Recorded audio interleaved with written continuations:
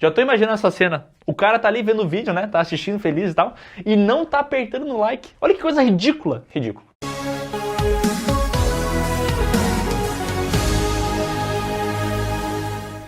Que a gente tava falando de paternidade, maternidade, coisas psicóticas e trazer o Psicose, cara, do Hitchcock, que é um filme que, pra mim, é um dos melhores que tem essa temática e tal, de psicopata, e a relação do Norman Bates com a mãe dele, né, e todo o plot, toda a influência, o cara se travestir, né, pra poder cometer crimes em nome da mãe, mas ao mesmo tempo, conta da obsessão, a série, apesar de eu não ter terminado a série, mas ela aborda um pouco mais a relação dos dois e tal, mas eu acho algo muito complexo, cara, assim, ainda mais pra época, o filme é de 1960, né, então eu fico imaginando as pessoas que assistiram esse filme, o Hitchcock até fez campanha, né, pra não dar spoiler e tal, coitado do Hitchcock se vivesse nas redes sociais hoje em dia, né, mas eu acho muito, muito interessante essa relação de mãe e filho e essa obsessão do filho pela mãe, né? É o tal do mommy issues, né? Daddy issues também tem, né? Que esse negócio de como a criação modifica a pessoa, pode estragar completamente ela, né? Total. Cara, a série também é muito boa, né? Além do filme. O filme é um dos meus favoritos, mas a série também é incrível, incrível. E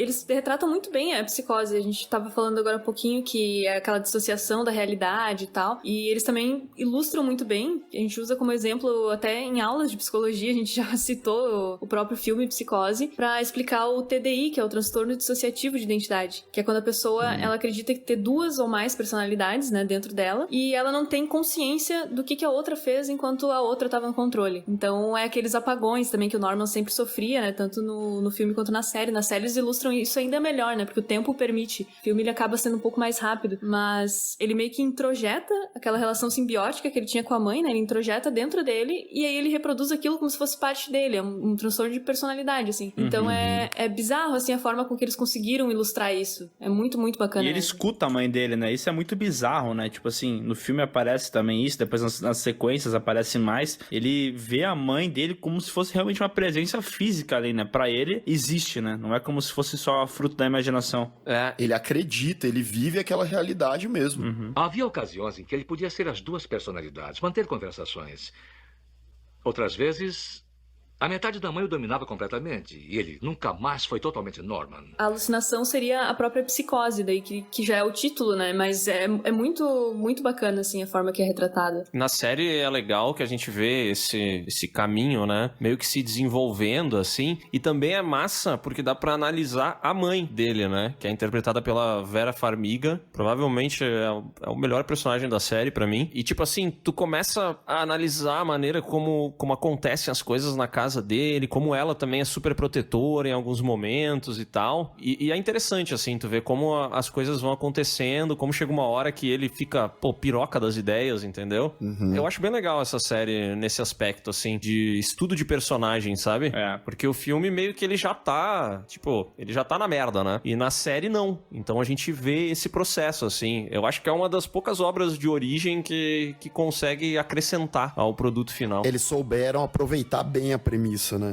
Outro paralelo bacana que dá pra traçar aí junto com o Psicose é aquela série Cavaleiro da Lua da Marvel, né? Que é um personagem que também tem múltipla personalidade. E aí a gente vai entendendo com o passar dos episódios como é que funciona a cabeça dele. Assim, a série não é excelente, claro que não, mas ela tem uns conceitos que eu gosto, assim. E tem um episódio específico que mostra o passado desse personagem, do Steven Grant. E eu acho que é massa, porque constrói, dá embasamento ao que passa na cabeça dele. Tu falou sobre essa série no teu canal, né, Elisa? Sim, foda demais porque é uma sequência de traumas ali na infância dele, das quais ele não conseguia lidar. E a partir disso, ele começa a criar outra personalidade pra meio que dar conta daquele sofrimento. Então é muito bacana a forma que foi construída, justamente por essa necessidade de dividir a dor e dividir a culpa, né? Então ele mesmo se divide em dois, e depois nos quadrinhos, enfim, existem ainda mais personalidades, né? Na série eles dão alguns indicativos de que existiriam mais personalidades quando ele abre aquelas tumbas lá e sai a outra personalidade dele de dentro, e aí depois ele vai correndo morrendo e ainda tem outras tumbas ali que não foram abertas. Então, é muito bacana tanto no simbolismo que a série traz, quanto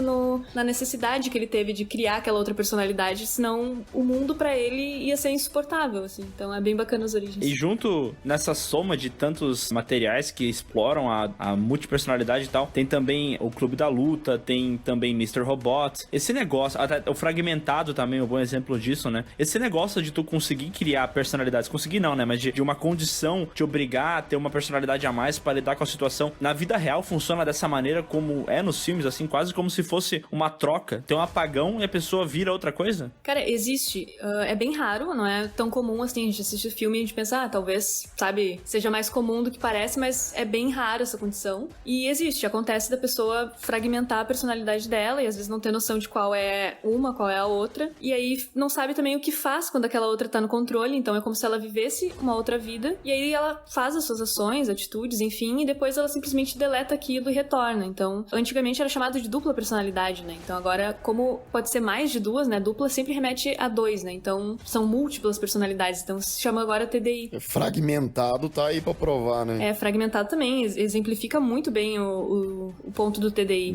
É que no Fragmentado é um bagulho bizarro, né? Tipo, ele muda de sotaque, ele muda de jeito de falar, ele muda de jeito de andar, de se portar, ele realmente vira outra parada, né? Tipo, eu sei que tem um caso real de um cara que tinha, sei lá, 26 personalidades, é uma parada absurda, assim, eu ia já perguntar isso. Só que é bizarro quando tu escuta, né? Quando tu tenta entender essa parada, é difícil de entrar na cabeça, né? É muito, muito complicado mesmo. Tanto que existem ainda muitas pesquisas recentes, assim, pra tentar entender um pouco mais sobre isso, né? Por mais que o assunto já seja um tópico muito abordado, né? Psicose, acho que é da época de 60 e já tava nos filmes, né? Imagina, então, aquilo já deveria ser falado há um tempo. Então, é bem difícil, assim, a gente encontrar um caso desses, assim, em clínica ou em consultório, mas existe, assim, é possível.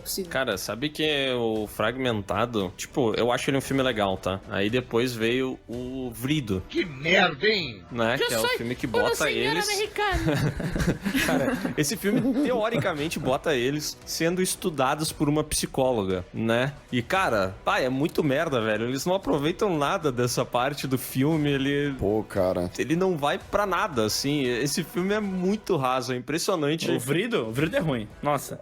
Porra, o Vrido não aproveita de nada que tem um... O Shyamalan teve a ideia, e a ideia é muito boa pra esse Vrido, mas a execução é terrível, cara, é muito ruim. É verdade. Cara, é uma pena. O Fragmentado eu gosto ainda, eu acho interessante. Ainda mais quando não tem o lance dos poderes e tal, que a gente vai ver depois. Quando começa essa parada dele ser um super poderoso, aí eu acho paia. Mas o lance dele ser, tipo, dele prender a garota, dele agir daquela maneira. A gente meio que vê um lance desse de personalidades também naquele telefone preto. Assim, não é tão descarado que nem no Fragmentado, mas o assassino do telefone preto, ele muda, né? Uma hora ele vai, ele tá super violento, outra hora ele vai, ele tá mais calmo. Parece que ele vai mudando o jeito que ele age, né, Lucas? Você lembra disso? E as máscaras também, né? Isso é simbolizado nas máscaras, ele vai exatamente. mudando ali, ó. A forma. Esse eu não assisti, mas eu vou assistir ele daqui a 1h20. Aí eu vou saber se... É mesmo? Vou poder opinar. Eu não assisti ainda também, mas ouvi muita gente falar bem desse filme. Parece bom. Há controvérsias. É um filme ok.